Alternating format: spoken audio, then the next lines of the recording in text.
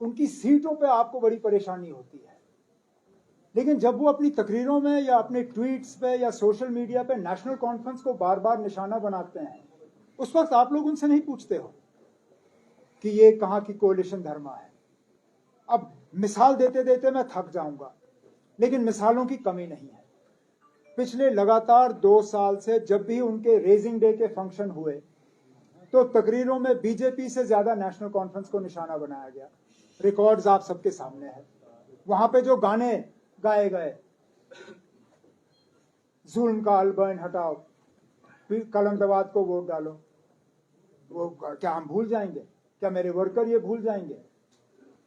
अब पाकिस्तान का इलेक्शन है, पाकिस्तान के इलेक्शन में क्या हुआ क्या नहीं हुआ उसमें भी नेशनल कॉन्फ्रेंस को लताड़ा जाता है ट्विटर के जरिए कि पाकिस्तान में जो हुआ उससे जम्मू कश्मीर के लोग जो है वो 87 को याद करते हैं। अब ये कहां की कोलिशन धर्मा? अब पता नहीं किस वो नशे में आके गुलाम नबी आजाद साहब ने फारूक अब्दुल्ला को निशाना बनाया, उसमें भी पीडीपी वाले घुस जाते हैं। जुमा उनको हफ्ता नहीं हुआ है सियासत में आए हुए, वो भी गुलाम नबी आजाद साहब के साथ मिलके फिर फारूक अब्दुल्ला साहब को नेशनल कॉन्फ्रेंस को ट्विटर के जरिए निशाना बनाते हैं पीडीपी के प्लेटफॉर्म से। और फिर आप कहते हो कि कोलिशन कहां है?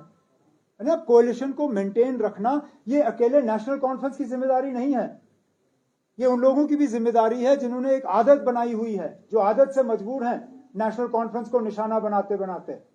जब तक वो अपनी हरकतों से बाज नहीं आते वो हमसे कोई ज्यादा उम्मीद रख नहीं सकते।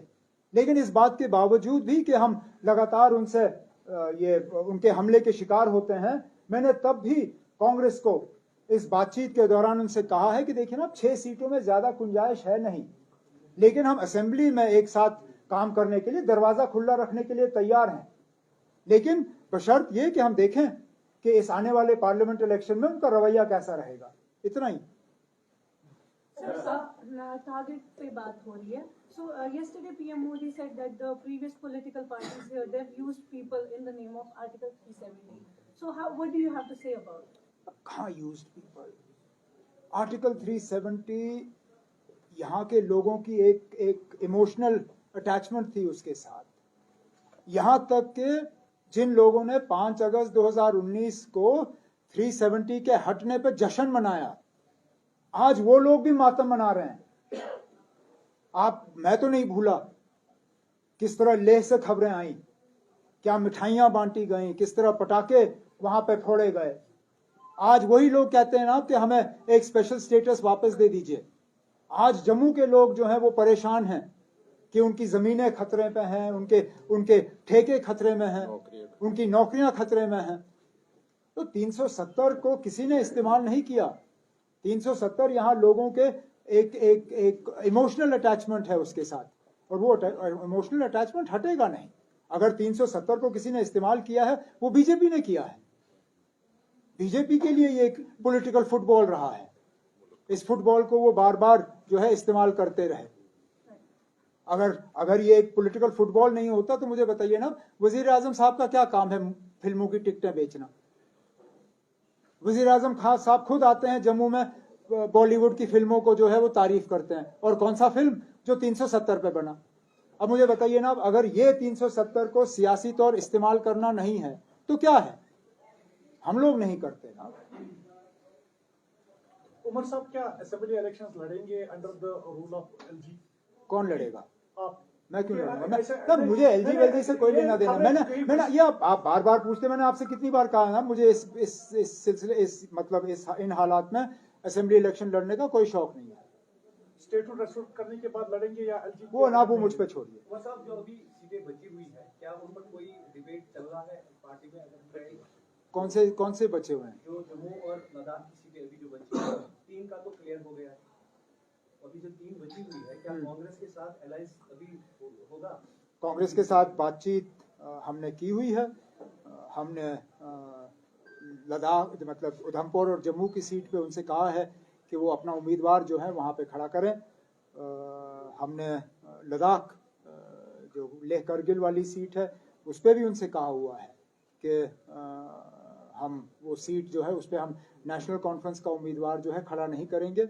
और हमारी कोशिश सबकी यही रहनी चाहिए कि कोई ऐसा कंसेंसस कैंडिडेट वहाँ पे हम सब मिल के निकालें जो कि बीजेपी से वो सीट जो है वापस लेने में कामयाब हो सके। यहाँ तक कि मैं आपसे शेयर करूं कि अनंतनाग की सीट पे भी हम कोई जोर जबरदस्ती नहीं कर रहे थे। मैंने यहाँ तक कि जब कांग्रेस से हमारी बातचीत हुई, मैंने ये भी कहा उनसे कि क्योंकि वो दूसरे नंबर पे आए थे, सीट हमारी थी, लेकिन अगर कांग्रेस बहुत ज़्यादा इंटरेस्टेड थी अनंतनाग की सीट के लिए, अगर उस पर मिसेस सोनिया गांधी या राहुल गांधी या प्रियंका गांधी उस सीट पे लड़ने के लिए तैयार होते, हम वो सीट उनके लिए छोड़ देते, हमें कोई एतराज़ नहीं होता। लेकिन क्योंकि हमारी जीती हुई सीट है, हम और किसी के लिए वो जीती हुई सीट छोड़ने के लिए तैयार नहीं थे, जो कि मुझे लगता है हमारा हक है। कांग्रेस अगर हस्तक्षेप करे राहुल या सोनिया, तो क्या पीडीपी के लिए आप वो सीट छोड़ सकते हैं? ना, मैंने पहले ही आपसे कहा ना, जो तीसरे नंबर पे आए उनको सीट मांगने का कहां से हक बनता है? और वो तीसरे नंबर पे तब आए जबकि पूरी जमात उनके साथ थी। आज जिन्होंने उनको तीसरे नंबर पे लाया, उनमें से कितने लोग आज पीडीपी में हैं? मतलब ये कहां का इंसाफ? और वैसे भी मुझे ये बता, अब मैं आपसे ये क्लियर करूं ना, अगर मुझे इंडिया अलायंस में जाने से पहले यह कहा गया होता कि इंडिया अलायंस में हमें अपने आप को कमजोर करना है इंडिया अलायंस के किसी दूसरे मेंबर के लिए, मैं शायद कभी इंडिया अलायंस में जाता ही नहीं। इंडिया अलायंस में जाने का हमारा एक ही मकसद था जो उसमें गए, कि हमारा मुकाबला बीजेपी और एनडीए के साथ है। अगर हमारा मुकाबला बीजेपी और एनडीए के साथ है तो फिर ये अंदरूनी तौर ये टेंशन या ये बातचीत का इसका कोई वजूद ही नहीं। मतलब 2019 का इलेक्शन एक नारे पे लड़ा गया था, चौकीदार चोर है, और उसी के अब ये फिर आ गया है मोदी का परिवार है। तो क्या एक ही इस पे पूरा चुनाव लड़ा जाएगा, ना कि किसी और बड़े मुद्दे पर? क्योंकि बीजेपी की तरफ से नैरेटिव यही सेट ये जो नारे आपने अभी यहाँ हमें उनके बारे में याद दिलाया, मैं कभी उनके हक में था नहीं और ना उनका हमें कोई फायदा हुआ है। उल्टा जब कभी हम इस तरह के नारे जो है इस्तेमाल करते हैं, तोड़ मरोड़ के नुकसान इस्तेमाल करने वाले का ही होता है। वोटर इन चीजों से मुतमईन नहीं होता। वोटर ये जानना चाहता है कि आज के जो हमारे मुश्किलात हैं उनका हल कैसे होगा, हमारी नौकरी कहां से आएगी, जो एग्रीकल्चरल सेक्टर में आज डिस्ट्रेस है उसको किस तरह दूर किया जाएगा, जो रूरल इकोनॉमी जो है हमारी लगभग पूरी स्टैग्नेंट हो चुकी है, रूरल इकोनॉमी को किस तरह दोबारा जिंदा किया जाएगा। इन चीजों पे जो है वोटर सुनना चाहता है, बजाय ये कि किसका परिवार है या नहीं है। और ऐसे जो है, जो हम मतलब या तो हम सेल्फ गोल करते हैं या गोल के आगे से हम गोलकीपर को हटा के मोदी साहब से कहते हैं ना लाओ कर लो स्कोर। अब परिवार पे हमने खुल्लम खुल्ला उनको गोल दे दिया और उन्होंने मौके का इस्तेमाल किया और बड़े तरीके से किया, कहा कि मोदी उनका है जिनका कोई नहीं, और हमारे पास इसका जवाब ही नहीं है। तो मैं तो अपने, वो मुझसे हालांकि सियासी तौर और उम्र के लिहाज से बहुत सीनियर हैं, लेकिन मुझे थोड़ा बहुत जो तजुर्बा है वो यही है कि हमें इस तरह की सियासत जो है वो छोड़ के हमें लोगों के मुद्दों की सियासत करनी चाहिए। ये चौकीदार, ये अदानी अंबानी, ये राफेल, ये परिवार, ये चलता नहीं है।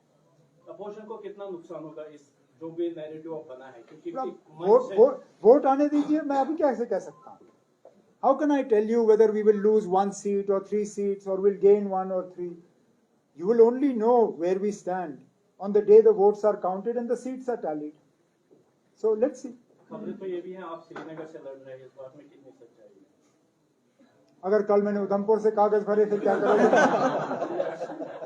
देखिए ना, I don't know where I'm going. I don't even know if the party will field me in this election. The party is at this point in time engaged in discussion with our own colleagues to see the most suitable and most appropriate candidates for each seat.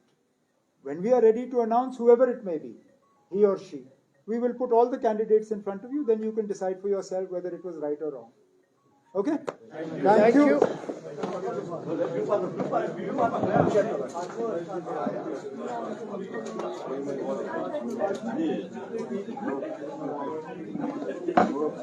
Sim,